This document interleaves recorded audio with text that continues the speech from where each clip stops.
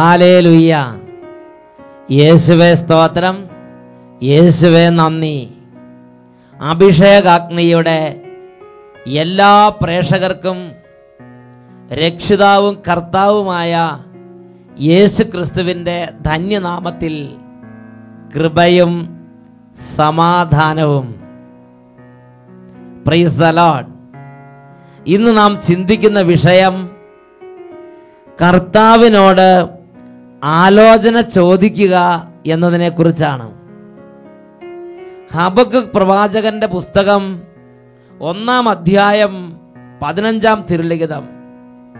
സ്വന്തം ബുദ്ധിയെ ദൈവമായി കരുതുന്നവർ പരിഭ്രാന്തരാകും. പ്രിയപ്പെട്ട ദൈവമക്കളെ, ഈ ഒരു മണിക്കൂറിൽ ദൈവരാജ്യത്തിന്റെ ദൂതുകൾ ശ്രവിക്കാനും യേശുക്രിസ്തുവിന്റെ നാമത്തിൽ വിടുതൽ പ്രാപിക്കാനും ഇതാ ദൈവത്തിന്റെ ആത്മാവ് നമ്മെ ഒരുമിച്ച് കൂട്ടിയിരിക്കുകയാണ്. ആരെല്ലാം പരിശുദ്ധാത്മാവിന്റെ അത്ഭുതകരമായ കരങ്ങളിലേക്ക് തങ്ങളതിന് വിട്ടുകൊടുക്കുന്നുവോ അവിടെയെല്ലാം അത്ഭുതങ്ങളുണ്ട്. കഴിഞ്ഞ നാളുകളിൽ അഭിഷേകാഗ്നി പ്രോഗ്രാമിൽ പങ്കെടുത്ത് പ്രാർത്ഥിച്ചപ്പോൾ 10,000-കണക്കിന് ദൈവമക്കൾക്ക് ഇത് അനുഭവമാണ്. ഒരു വ്യക്തിയുടെ അനുഭവം നിങ്ങളുടെ ശ്രദ്ധയിലേക്ക് കൊണ്ടുവരാം. എൻ്റെ പേര് സുനി വിജു. കാനഡയിൽ നിന്നാണ് ഞാൻ ഈ കത്ത് എഴുതുന്നത്.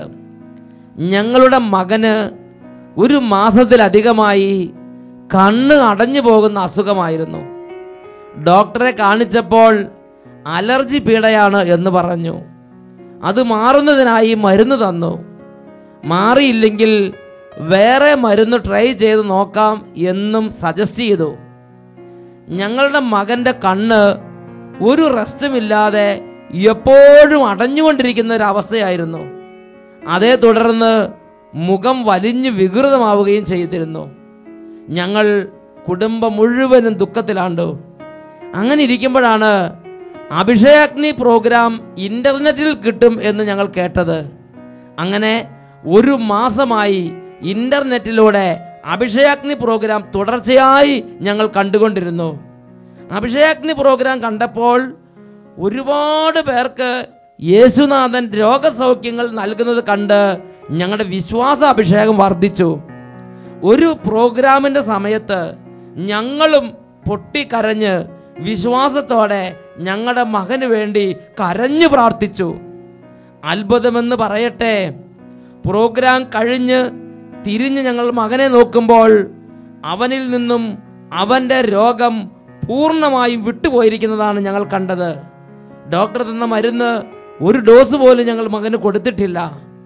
യേശു ഞങ്ങളുടെ കുടുംബത്തോട് കാണിച്ച ഈ വലിയ അത്ഭുതത്തിന് കോടാനുകോടി നന്ദിയും സ്തുതിയും അർപ്പിക്കുന്നു. സുനി വിജു, കാനഡയിൽ നിന്ന് അറിയിക്കുന്നു. ഹല്ലേലൂയ. പ്രിയപ്പെട്ട ദൈവമക്കളെ, കണ്ണുകളടച്ച് 2 കരങ്ങൾ യേശുക്രിസ്തുവിന്റെ സന്നിധിയിലേക്ക് ഉയർത്തുക. വചന ഇപ്രകാരം പഠിപ്പിക്കുന്നു. നിയമാവർത്തന പുസ്തകം 4-ാം അധ്യായം 7-ാം തിരുലിഖിതം. നാം വിളിച്ചപേക്ഷിക്കുമ്പോഴൊക്കെയും നമ്മുടെ ദൈവമായ കർത്താവ് നമുക്ക് സമീപസ്ഥനായിരിക്കുന്നത് പോലെ ദൈവം ഇത്ര അടുത്തുള്ള വേറെ ഏതു ശ്രേഷ്ഠ ജനതയാണുള്ളത്? സങ്കീർത്തന പുസ്തകം 33-ാം അധ്യായം 12-ാം തിരുലിഖിതം. കർത്താവ് ദൈവമായുള്ള ജനവും അവിടുന്ന് തനിക്ക് വേണ്ടി തെരഞ്ഞെടുത്ത ജനതയും ഭാഗ്യമുള്ളത്. കരങ്ങൾ ഉയർത്തി എല്ലാവരും യേശുവിനെ ആരാധിക്കട്ടെ. യേശു ക്രിസ്തുവിന്റെ നാമത്തെ വിളിച്ചപേക്ഷിക്കട്ടെ. യേശുവിന്റെ നാമത്തിൽ വലിയ വിടുതലും സൗഖ്യവും വ്യാപരിക്കട്ടെ. ഇതാ യേശുവിന്റെ നാമത്തിന്റെ മഹത്വത്തിനു വേണ്ടി പിതാവ് സ്വർഗം തുറന്ന് അനുഗ്രഹിക്കുന്ന നിമിഷങ്ങൾ എല്ലാവരും സ്തുതിക്കുന്നു. Hallelujah, hallelujah, hallelujah, hallelujah, hallelujah. ഓ പിതാവേ, ഓ പിതാവേ, യേശുവിന്റെ നാമത്തിൽ അത്ഭുത ശക്തി വ്യാപരിക്കട്ടെ. യേശുവിന്റെ നാമത്തിൽ അത്ഭുത ശക്തി വ്യാപരിക്കട്ടെ. യേശു നാമത്തിൽ വാഗ്ദാനം ചെയ്യപ്പെട്ട പരിശുദ്ധാത്മാവിന്റെ ഉന്നത കൃപകൾ വ്യാപരിക്കട്ടെ. ക്ഷീണങ്ങൾ മാറട്ടെ. ഓരോ കുടുംബങ്ങൾ ഉണരട്ടെ. ദേശങ്ങൾ ഉണരട്ടെ. ജനതകൾ ഉണരട്ടെ. ഗോത്രങ്ങൾ ഉണരട്ടെ. ഓ ജീവിക്കുന്ന ദൈവത്തിന്റെ അരൂപിയെ പരിശുദ്ധാത്മാവേ ഇപ്പോൾ കത്തി പടരണമേ. ജീവിക്കും ദൈവത്തിൻ അരൂപിയെ പ്രാർത്ഥിക്കുന്നു. നവ്യമായി ഞങ്ങളിൽ വസിക്കണമേ. വലിയ ആഗ്രഹത്തോടെ എല്ലാവരും പ്രാർത്ഥിക്കുന്നു. ജീവിക്കും ദൈവത്തിൻ അരൂപിയേ, Holy Spirit, നവ്യമായി ഞങ്ങളിൽ വസിക്കേണമേ. കുടുംബം മുഴുവൻ വലിയ ദാഹത്തോടെ പ്രാർത്ഥിക്കട്ടെ. ജീവിക്കും ദൈവത്തിൻ അരൂപിയേ, പരിശുദ്ധാത്മാവേ, നവ്യമായി ഞങ്ങളിൽ വസിക്കേണമേ. നിറഞ്ഞു വ്യാപരിക്കണമേ. ഉരുക്കി ഞങ്ങളെ വാർത്തെടുക്കൂ, സ്നേഹം നിറച്ചു നീ ഉപയോഗിക്കൂ. എളിമയോടെ പ്രാർത്ഥിക്കുന്നു. ഉരുക്കി ഞങ്ങളെ വാർത്തെടുക്കൂ, സ്നേഹം നിറച്ചു നീ ഉപയോഗിക്കൂ. കരങ്ങൾ ഉയർത്തി സ്തുതിക്കട്ടെ. Hallelujah, hallelujah. ഓ ദൈവമേ, ഇത് കേട്ടുകൊണ്ടിരിക്കുന്ന, ഈ ശുശ്രൂഷയിൽ പങ്കുചേർന്നുകൊണ്ടിരിക്കുന്ന ഓരോ കുടുംബങ്ങളിലും ഓരോ സമൂഹങ്ങളിലും ഓരോ വ്യക്തികളിലും ഇപ്പോൾ പരിശുദ്ധാത്മാവിന്റെ ശക്തമായ അഭിഷേകം വ്യാപരിക്കട്ടെ. പരിശുദ്ധാത്മാവിന്റെ ശക്തമായ അഭിഷേകം വ്യാപരിക്കട്ടെ. Hallelujah, hallelujah, hallelujah, hallelujah, hallelujah. ക്ഷീണിതർ ശക്തി പ്രാപിക്കട്ടെ, ദുർബലർ ബലം പ്രാപിക്കട്ടെ, വിശ്വാസ ചൈതന്യം മങ്ങിപ്പോയവരിലേക്ക് പുതു ചൈതന്യം നിറയട്ടെ. Hallelujah, hallelujah. ഓ പരിശുദ്ധാത്മാവേ, ഒരു പുതിയ അഭിഷേകം, ഒരു പുതിയ ഉണർവ്, ഒരു പുതിയ കൃപ, ഒരു പുതിയ ശക്തി ഇപ്പോൾ നൽകണമേ, ഇപ്പോൾ നിറയ്ക്കണമേ, ഇപ്പോൾ ഒഴുക്കണമേ. Hallelujah, hallelujah. യേശുവേ ആരാധന, ആരാധന. യേശുവേ ആരാധന, ആരാധന. യേശുവേ ആരാധന, ആരാധന. Hallelujah, hallelujah. യേശുവേ സ്തോത്രം, യേശുവേ നന്ദി. Hallelujah, hallelujah. യേശുവേ സ്തോത്രം, യേശുവേ നന്ദി. യേശുവേ സ്തോത്രം, യേശുവേ ആരാധന. Price the Lord. ഹല്ലേലൂയ. യെശയ്യാ പ്രവാചകന്റെ പുസ്തകം 31 അധ്യായം 1 തിരുലിഖിതം. കർത്താവിനോട് ആലോചന ചോദിക്കുകയോ ഇസ്രായേലിന്റെ പരിശുദ്ധനിലേക്ക് ദൃഷ്ടി ഉയർത്തുകയോ ചെയ്യാതെ സഹായം തേടി ഈജിപ്തിലേക്ക് പോവുകയും കുതിരയിൽ ആശ്രയിക്കുകയും രഥങ്ങളുടെ എണ്ണത്തിലും കുതിരപ്പടയാളികളുടെ കരുത്തിലും വിശ്വാസം അർപ്പിക്കുകയും ചെയ്യുന്നവർക്ക് ദുരിതം. യെശയ്യായുടെ പുസ്തകം 31 അധ്യായം 1 വാക്യത്തിൽ പഠിപ്പിക്കുന്ന അതിപ്രധാനമായ ദൂതാണ്, ഒരു ദൈവ പൈതൽ തൻ്റെ ജീവിതത്തിൽ ദൈവത്തോട് ആലോചന ചോദിക്കണം.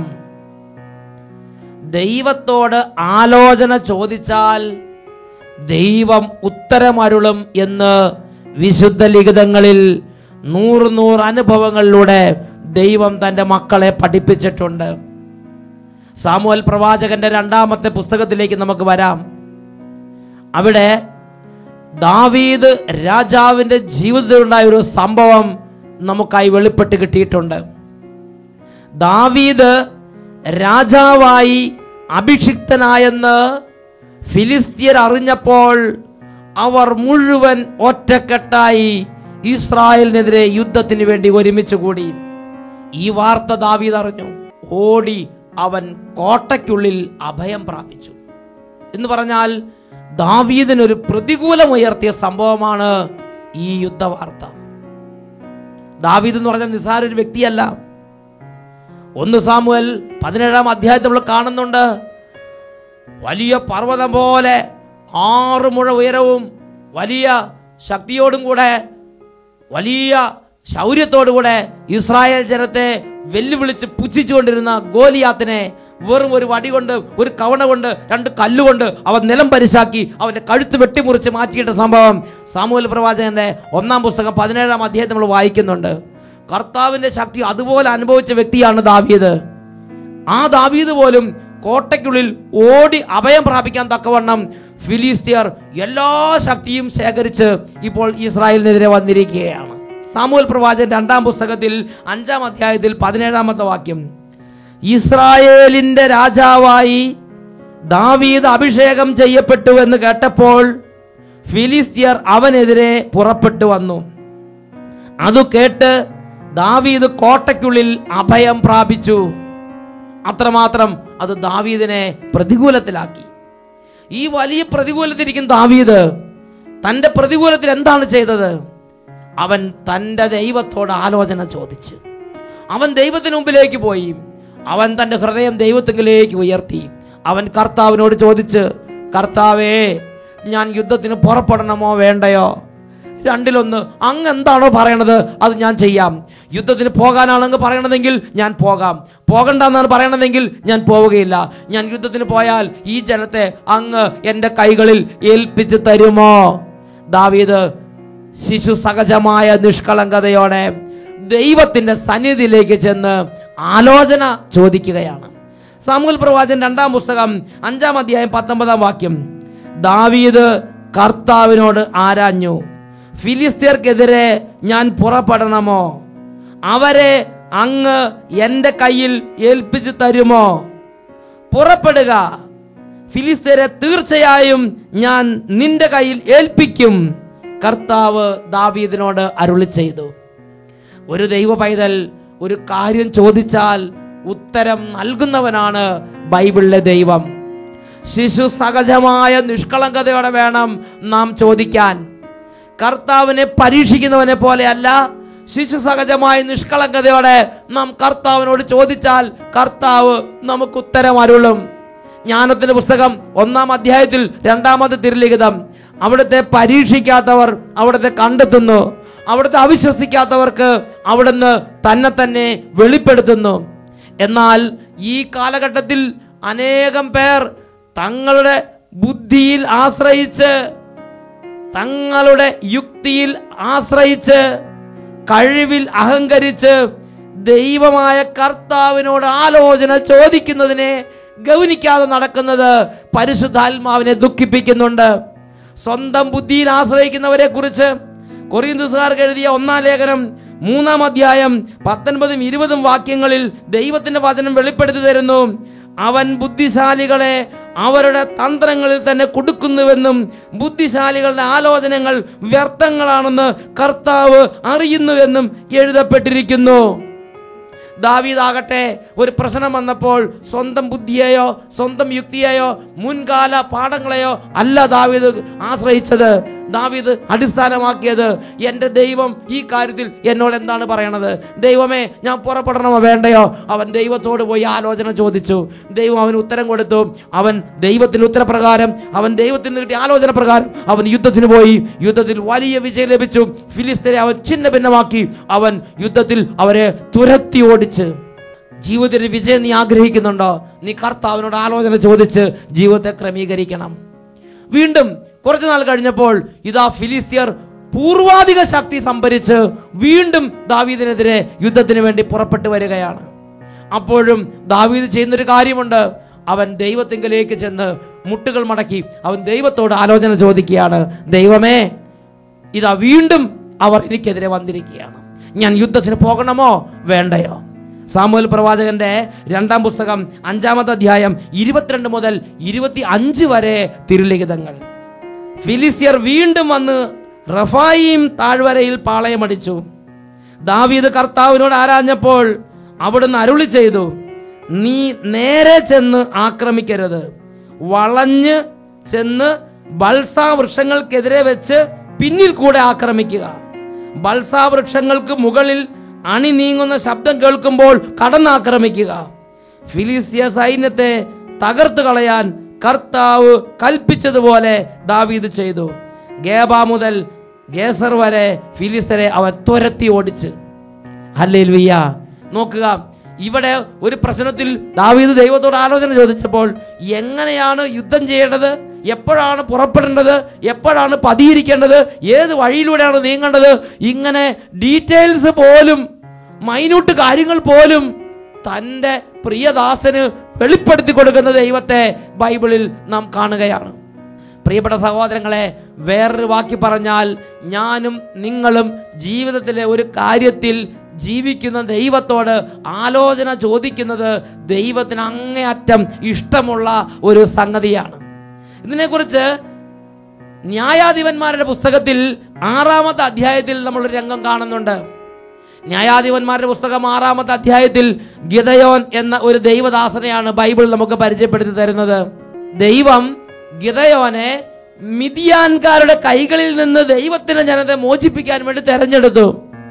അതിനുശേഷം മിദ്യാൻകാർക്കെതിരെ യുദ്ധത്തിനായി ഗിദയോനെ എല്ലാ സന്നാഹങ്ങളോടും കൂടെ ദൈവം തന്നെ അയക്കുകയാണ്. അങ്ങനെ യുദ്ധത്തിൽ മിദ്യാൻകാരും ഗിദയോനും മുഖാമുഖം പാളയമടിച്ചിരിക്കുകയാണ്. ഈ സമയത്ത് ഗിദയോൻ ചെയ്യുന്നൊരു കാര്യമുണ്ട്. ഗിദയോൻ ദൈവത്തോട് ചോദിക്കുകയാണ്, ദൈവമേ, ഈ യുദ്ധത്തിൽ മിദ്യാൻകാരെ അവിടുന്ന് എൻ്റെ കൈകളിൽ ഏൽപ്പിച്ചു തരും എന്നതിന് എന്ത് ഉറപ്പാണുള്ളത്? ഞാൻ യുദ്ധത്തിന് പോകണമോ? പോയാൽ ജയിക്കുമോ? ഒരടയാളം എനിക്ക് തരിക. ഇത് ന്യായാധിപന്മാരുടെ പുസ്തകത്തിൽ 6-ാമത്തെ അധ്യായത്തിൽ 36-ാമത്തെ വാക്യത്തിലുണ്ട്.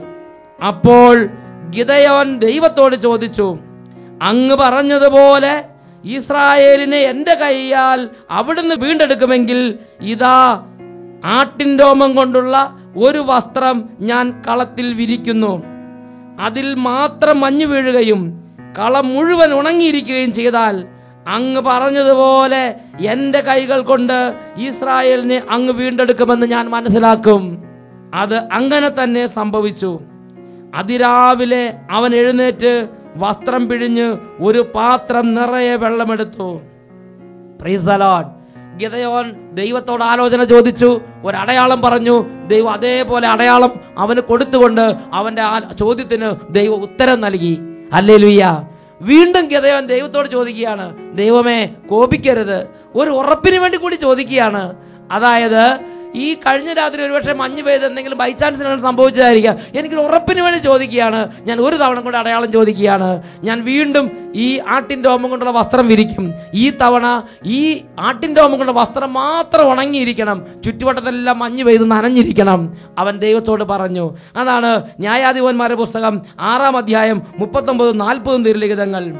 ഒരു പ്രാവശ്യം കൂടി രോമവസ്ത്രം കൊണ്ട് ഞാൻ പരീക്ഷണം നടത്തട്ടെ. അത് ഉണങ്ങിയും നിലം മുഴുവൻ മഞ്ഞുതുള്ളി വീണതായും കാണട്ടെ. ദൈവം ആ രാത്രിയിൽ അങ്ങനെ തന്നെ ചെയ്തു. വസ്ത്രം മാത്രം ഉണങ്ങിയും നിലം മുഴുവനും മഞ്ഞുകൊണ്ട് നനഞ്ഞു വീരുന്നു. ദൈവത്തോട് ആലോചന ചോദിച്ചു, അടയാളം ചോദിച്ചു. ദൈവം അടയാളങ്ങളിലൂടെ ഗിദയോന് ഉത്തരമരുളി. ഹല്ലേലൂയ. സംഖ്യയുടെ പുസ്തകത്തിൽ 22-ാം അധ്യായം ഇതാ മറ്റൊരു ദൈവ പൈതലിനെ ബൈബിൾ പരിചയപ്പെടുത്തുകയാണ്. അദ്ദേഹത്തിന്റെ പേരാണ് ബാലാം പ്രവാചകൻ. ബാലാം പ്രവാചകൻ ജീവിതത്തിലേക്ക് ബാലാക്ക് രാജാവ് ധാരാളം പ്രമാണിമാരെ അയച്ചിട്ട് ഒരു പ്രശ്നം ഉന്നയിച്ചിരിക്കുകയാണ്. ഇതാ എൻ്റെ രാജ്യത്തിനെതിരെ ശത്രുക്കൾ വന്ന് പാളയമടിച്ചിരിക്കുകയാണ്. വെട്ടുകിളി പറ്റം പോലെ ഏതോ രാജ്യത്ത് നിന്ന് ഇതാ ജനം വന്ന് പാളയമടിച്ചിരിക്കുകയാണ്. അതുകൊണ്ട് നീ വന്ന് ശപിച്ച് അവരുടെ മേൽ വിജയം നേടാൻ എന്നെ സഹായിക്കണമെന്ന് മോവാബ് രാജാവായ ബാലാക്ക് രാജാവ് പ്രമാണിമാരെ അയച്ച് ബാലാം പ്രവാചകനോട് അഭ്യർത്ഥിക്കുകയാണ്. അപ്പോൾ ബാലാം പ്രവാചകൻ ഈ കാര്യത്തിന് വേണ്ടി ദൈവത്തോട് ആലോചന ചോദിച്ചു. അതാണ് സംഖ്യയുടെ പുസ്തകം 22-ാം അധ്യായം അതിൽ 12-ാം തിരുലിഖിതം. ദൈവം ബാലാമിനോട് അരുളി ചെയ്തു, നീ അവരോടുകൂടെ പോകരുത്, ആ ജനത്തെ ശപിക്കുകയും അരുത്, എന്തെന്നാൽ അവർ അനുഗ്രഹീതരാണ്. ദൈവം ബാലാമിന് രാത്രി വന്ന് ഉത്തരം കൊടുത്തു. ഹല്ലേലൂയ. ജോഷുവയുടെ ഗ്രന്ഥത്തിൽ മറ്റൊരു രംഗം കാണുന്നുണ്ട്. ഇതുപോലൊരു പ്രശ്നം ജോഷുവയുടെ ജീവിതത്തിൽ ഉണ്ടായി. ജോഷുവയുടെ നേതൃത്വത്തിലുള്ള ദൈവജനം വലിയ വിജയങ്ങൾ നേടി മുന്നേറിക്കൊണ്ടിരിക്കുമ്പോൾ ആയി പട്ടണത്തിനെതിരെ യുദ്ധത്തിൽ അവർ വളരെ ദയനീയമായി പരാജയപ്പെട്ടു. അത് ജോഷുവയെ വളരെ വേദനിപ്പിച്ചു. എന്തുകൊണ്ടാണ് ദൈവത്തിന് ഞാൻ ഇതുപോലെ തകർന്നു പോയത്, ഇതുപോലെ പരാജയപ്പെട്ടത്? അനേകരുടെ മരണത്തിന് കാരണമായ വിധം വളരെ ദയനീയമായി നാണം കെട്ട വിധത്തിൽ പരാജയപ്പെട്ടത് എന്തുകൊണ്ട്? ഈ ജോഷുവ ദിവസം മുഴുവനും സാഷ്ടാംഗം വീണ് ദൈവസന്നിധിയിൽ പോയി വസ്ത്രം കീറി ചാരം പൂശി അവനും സംഘങ്ങളും പ്രാർത്ഥിക്കുകയാണ്. അപ്പോൾ കർത്താവ് ജോഷുവയുടെ അടുത്ത് വന്ന് ഉത്തരം കൊടുക്കുന്ന രംഗമുണ്ട്. അതാണ് ജോഷുവയുടെ പുസ്തകം 7-ാം അധ്യായം 10 മുതൽ 12 വരെയുള്ള തിരുലിഖിതങ്ങൾ. കർത്താവ് ജോഷുവയോട് അരുളി ചെയ്തു, എഴുന്നേൽക്കുക, നീ എന്തിനിങ്ങനെ സാഷ്ടാംഗം വീണ് കിടക്കുന്നു? ഇസ്രായേൽ പാപം ചെയ്തിരിക്കുന്നു. എൻ്റെ കൽപ്പന അവർ ലംഘിച്ചു. നിഷിദ്ധ വസ്തുക്കളിൽ ചിലത് അവർ കൈവശപ്പെടുത്തി. അവ തങ്ങളുടെ സാമാനങ്ങളോട് വെച്ചിട്ട് വ്യാജം പറയുകയും ചെയ്തിരിക്കുന്നു. അതിനാൽ ഇസ്രായേൽ ജനത്തിന് ശത്രുക്കളെ ചെറുത്തു നിൽക്കാൻ സാധിക്കുന്നില്ല. അവരുടെ മുമ്പിൽ തോറ്റ് പിന്മാറുന്നു. എന്തെന്നാൽ അവർ നശിപ്പിക്കപ്പെടാനുള്ള ഒരു വസ്തുവായി തീർന്നിരിക്കുന്നു. നിങ്ങൾ എടുത്ത നിഷിദ്ധ വസ്തുക്കൾ നശിപ്പിക്കുന്നില്ലെങ്കിൽ ഞാൻ ഇനി നിങ്ങളോട് കൂടെ ഉണ്ടായിരിക്കുകയില്ല. Price the Lord. പ്രിയപ്പെട്ട സഹോദരങ്ങളെ, ദൈവജനത്തിന്റെ ഒരു വലിയ പ്രതികൂലത്തിൽ ജനനേതാവ് ജോഷുവ ദൈവത്തോട് ആലോചന ചോദിച്ചു. അതിന്റെ കാരണങ്ങളും തകർച്ചയുടെ അടിസ്ഥാനങ്ങളും ദൈവം അന്ന് വെളിപ്പെടുത്തി സംസാരിക്കുന്ന രംഗമാണ് ഇപ്പോൾ നാം വായിച്ചു കണ്ടത്. ജോഷുവയുടെ പുസ്തകം 7-ാം അധ്യായം 10 മുതൽ 12 വരെയുള്ള തിരുലിഖിതങ്ങൾ. ഈ നിമിഷങ്ങളിൽ പ്രിയ ദൈവ വൈതലെ, ഏതാനും നിമിഷങ്ങൾ കണ്ണുകൾ അടച്ച് നമുക്ക് പ്രാർത്ഥിക്കാം. ജീവിതത്തിൽ സ്വന്തം ബുദ്ധിയാണ് ആശ്രയിക്കുന്നത്, അതോ ഓരോ കാര്യങ്ങൾ വരുമ്പോൾ ദൈവത്തിന് അരികിലേക്ക് പോയി ആലോചന ചോദിക്കുന്നുണ്ടോ? യേശുവിന്റെ അരികിലേക്ക് പോയി മുട്ടുകുത്തുന്നുണ്ടോ? പരിശുദ്ധാത്മാവിനോട് സംശയം ചോദിക്കുന്നുണ്ടോ? നിന്റെ ജീവിതത്തിൽ ആരെയാണ് നീ ഓരോ കാര്യങ്ങൾക്ക് വേണ്ടി ആശ്രയിക്കുന്നത്? കണ്ണടച്ച് കരങ്ങൾ മാറോട് ചേർത്ത് വെച്ച് ഈ നിമിഷങ്ങളിൽ പ്രാർത്ഥിക്കുന്നു. ഓ ദൈവമേ, ജീവിതത്തിന്റെ ഓരോ ആവശ്യങ്ങളിലും ജീവിക്കുന്ന ദൈവത്തിന് അടുത്ത് പോയി ആലോചന ചോദിക്കാൻ, ഓരോ സംശയത്തിനും ദൈവത്തിൻ്റെ അടുത്ത് പോയി ആലോചന ചോദിക്കാൻ, ജീവിതത്തിൻ്റെ ഓരോ പ്രതികൂലത്തിലും ദൈവത്തിൻ്റെ അടുത്ത് പോയി ദൈവത്തോട് ആലോചന ചോദിച്ചിട്ട് മുന്നോട്ട് പോകാനുള്ള ആത്മാവിൻ്റെ അഭിഷേകം ഇപ്പോൾ നൽകണമേ. 2 കരങ്ങൾ ഉയർത്തി എല്ലാവരും ചേർന്ന് പരിശുദ്ധാത്മാവിനെ വിളിക്കുകയാണ്. പരിശുദ്ധാത്മാവിനെ വിളിക്കുകയാണ്. എല്ലാവരും സ്തുതിക്കട്ടെ. Hallelujah, hallelujah, hallelujah. പരിശുദ്ധാത്മാവേ, പരിശുദ്ധാത്മാവേ, പരിശുദ്ധാത്മാവേ, നിറയണമേ, നിറയണമേ. കരങ്ങൾ ഉയർത്തി ഉറക്കെ വിളിക്കുന്നു, പരിശുദ്ധാത്മാവേ, പരിശുദ്ധാത്മാവേ,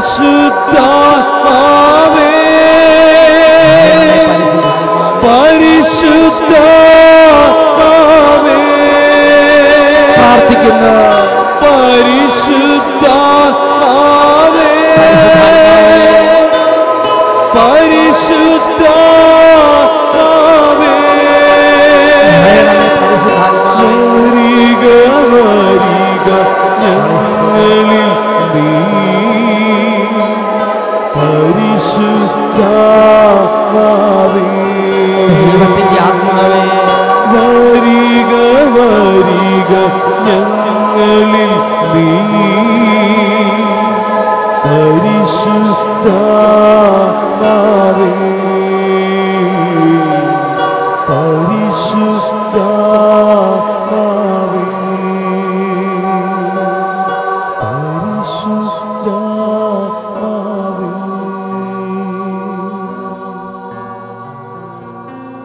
ഹല്ലേലൂയ. യേശുവേ സ്തോത്രം, യേശുവേ നന്ദി.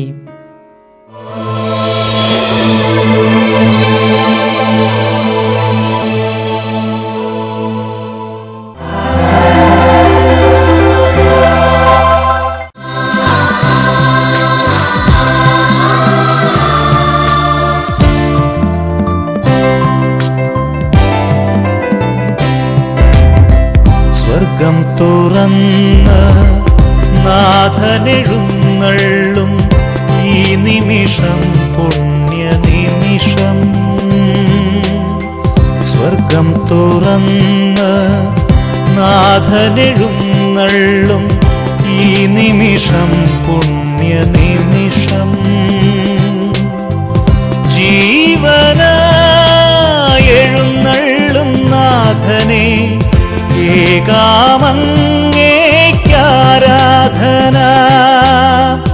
ജീവനായെഴുന്നള്ളും നാഥനെ ഏകാമങ്ങേക്കാരാധന. ആരാധന, ആരാധന, വിണ്ണിലെ രാജകുമാര. ആരാധന, ആരാധന, വിണ്ണിലെ രാജകുമാര.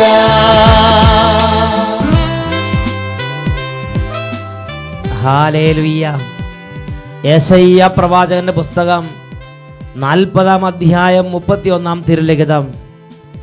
ദൈവത്തിൽ ആശ്രയിക്കുന്നവർ വീണ്ടും ശക്തി പ്രാപിക്കും, അവർ കഴുകന്മാരെ പോലെ ചിറകടിച്ചുയരും. ഈ കാലഘട്ടത്തിൽ ഞാനും നിങ്ങളും ഈ ശുശ്രൂഷയിൽ പങ്കെടുക്കുന്ന സകല ജാതി മതസ്ഥരും ദൈവത്തെ ആശ്രയിക്കാൻ തക്കവണ്ണമുള്ള ഓരോ കാര്യത്തിലും ദൈവത്തോട് ആലോചന ചോദിക്കാൻ തക്കവണ്ണമുള്ള സ്വർഗത്തിൻ്റെ അഭിഷേകം ഇപ്പോൾ പ്രാപിക്കുകയാണ്. കരങ്ങൾ ഉയർത്തി യേശുവിനെ വിളിക്കുക. ദൈവമായ കർത്താവിൻ്റെ അഭിഷേകം വ്യാപരിക്കട്ടെ. ഹാലലുയ്യ, ഹാലലുയ്യ. ഓ ദൈവമേ, വഷളത്വത്തിൻ്റെയും ബോഷ്കിൻ്റെയും തന്നിഷ്ടത്തിൻ്റെയും ആധിപത്യങ്ങൾ, അന്ധകാരപ്പിടകൾ യേശുനാമത്തിൽ തകരട്ടെ. ഹാലലുയ്യ, ഹാലലുയ്യ. ദൈവത്തിൽ ആശ്രയിക്കാനുള്ള അഭിഷേകം പരിശുദ്ധാത്മാവേ ഹൃദയങ്ങളിലേക്ക് പാകി വളർത്തണമേ. ഹാലലുയ്യ, ഹാലലുയ്യ. ദൈവത്തിൽ നിന്ന് അകന്നുപോയ ഓരോ ഹൃദയങ്ങളും ഇപ്പോൾ ദൈവത്തോട് അനുരഞ്ജനപ്പെടട്ടെ. ഹാലലുയ്യ, ഹാലലുയ്യ. യേശുവേ ആരാധന, ആരാധന. യേശുവേ സ്തോത്രം, യേശുവേ നന്ദി. ആരാധന, ആരാധന. വിണ്ണിലെ രാജകുമാര